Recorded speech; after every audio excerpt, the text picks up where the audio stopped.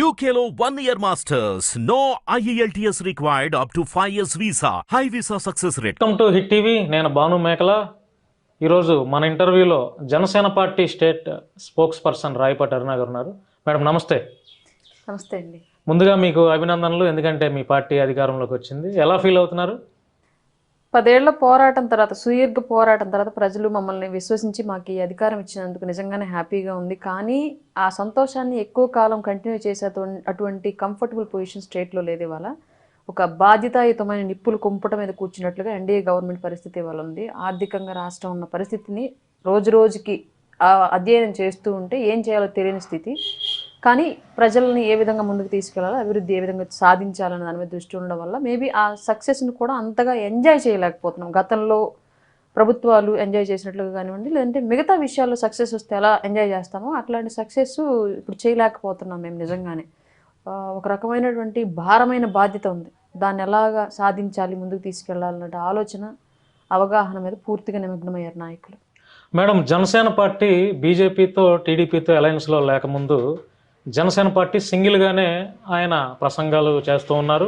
ఆయన సింగిల్గానే ఆయన పోరాటం చేస్తూ ఉన్నారు. ఆ క్రమంలో జనసేన పార్టీ నుంచి మహిళా నాయకురాలు చాలామంది ఉండగా మీరు ఇచ్చినంత వాయిస్, మీరు ప్రభుత్వాన్ని విమర్శించినంత వాయిస్ రైజ్ చేసినంత ఇదిగా మరి ఇంకా ఏ నాయకురాలు కూడా బహుశా లేరు. ఆ టైంలో రాయపాటి అరుణ మాత్రమే జనసేన పార్టీ నుంచి చాలా గట్టిగా ప్రభుత్వాన్ని విమర్శించారు.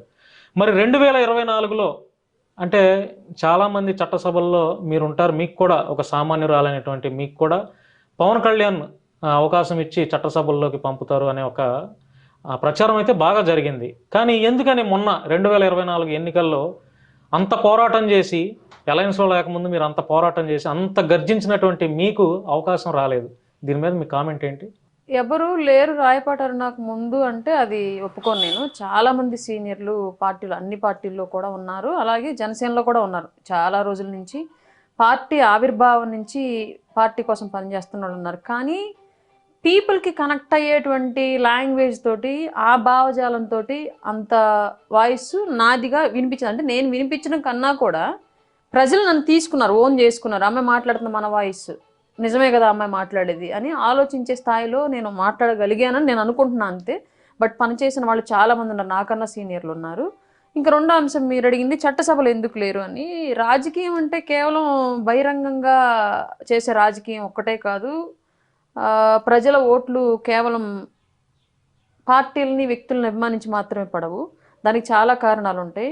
ఆర్థికపరమైన కారణాలు ఉంటాయి, సర్దుబాట్లు, సీట్లు ఎన్డీఏతో అలయన్స్లో, టీడీపీతో అలయన్స్లో వెళ్ళడం మూలంగా చాలా వరకు మా పార్టీ త్యాగం చేయాల్సి వచ్చింది, చాలా సీట్లు.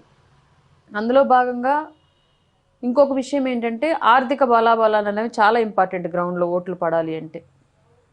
సో అన్ని క్యాలిక్యులేషన్స్ని బేరీసి వేసుకుంటే ఈసారి నాకు అవకాశం మిస్ అయింది డెఫినెట్గా. బట్ ఏదో ఒక రోజు పవన్ కళ్యాణ్ గారి యొక్క అండదండలతోటి, ఆయన అడుగుజాడలతో నడుస్తున్న నేను ఖచ్చితంగా ప్రజల కోసం మంచి చేసేటువంటి ఒక చట్టసభల్లో ప్రజల కోసం నిలబడేటువంటి ఒక బాధ్యతాయుతమైన పదవిలో తప్పనిసరిగా ఉంటాను, ఇవాళ కాకపోతే రేపు అనేది అయితే నాకు నమ్మకం ఉంది. మేడం, పొలిటికల్గా మీరు ఎప్పుడు అరగ్రేటం చేశారు? పొలిటికల్ అరంగేట్రం లాంటివి ఏమీ లేవు నాకు. అసలు మా ఫ్యామిలీ బ్యాక్గ్రౌండ్ రాజకీయాలు ఎవరూ లేరు. ఎప్పుడో మా నాన్న పుట్టక ముందు ఎప్పుడో కాంగ్రెస్లో ఊళ్ళో గ్రామ స్థాయి రాజకీయాలు తిరిగేవాడు. ఆ తర్వాత అసలు మాకు అది చెప్పింది లేదు, దాని గురించి మేము తెలుసుకుంది కూడా లేదు. నేను రాజకీయాల్లోకి వచ్చినప్పుడు కూడా అప్పుడు మా నాన్న బతికే ఉన్నాడు. నేను జనసేనలో యాక్టివ్గా ఉన్నప్పటికీ, స్టార్ట్ చేసినప్పుడు అప్పుడు ఆయన కూడా చెప్పాడు క్లియర్గా, రాజకీయాలు మనలాంటి డబ్బు లేని వాళ్ళకి, కొంచెం లోయర్ క్యాస్ట్ వాళ్ళకి సెట్ అవ్వవు. పై స్థాయి వాళ్ళు మనల్ని ఆ పని వరకు యూజ్ చేసుకొని తర్వాత ప్రయారిటీ ఇవ్వరు. అవి నేను అప్పట్లోనే పడ్డాను, అందుకే మిమ్మల్ని అసలు ఆ దారి వైపు తీసుకెళ్ళాలని కూడా ఎప్పుడు ఆ డిస్కషన్ తేలేదు, ఎందుకు మనకు రాజకీయాలు వదిలేసే అన్నాడు. నేను అప్పుడు ఒకటే చెప్పాను ఆయనకి, ఇప్పుడు ఆయన లేరు, చనిపోయి ఆయన ఉన్నారు.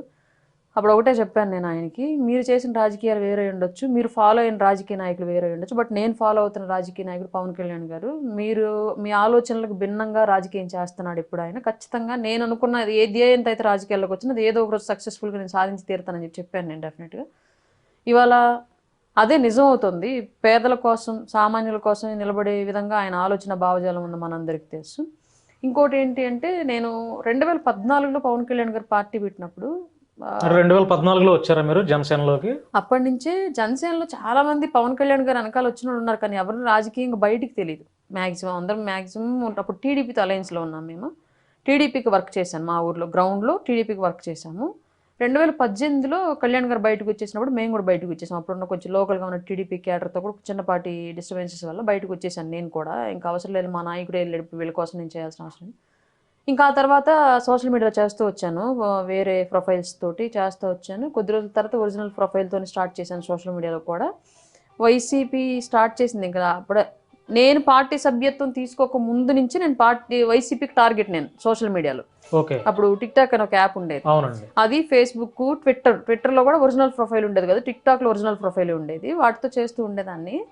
తర్వాత స్థానిక సంస్థల ఎలక్షన్స్ అప్పుడు ఇంకా ఓపెన్ అప్ అయిపోయాను. నేను నా అంతట నేనుగా వెళ్ళి పార్టీ ఆఫీస్కి, ఒంగోలు పార్టీ ఆఫీస్కి, అక్కడ ఉన్న జిల్లా అధ్యక్షుడు అలాగే అప్పుడు ఇప్పుడు కార్పొరేటర్ గెలిచారు ఒక ఆయన సమక్షంలో, వీళ్ళిద్దరి సమక్షంలో నాకు సభ్యత్వం ఇవ్వండి అని చెప్పేసి తీసుకొని నేను సభ్యత్వం చేయించుకొని అప్పటి నుంచి గ్రౌండ్లో యాక్టివ్గా పనిచేయడం స్టార్ట్ చేశాను. మేడం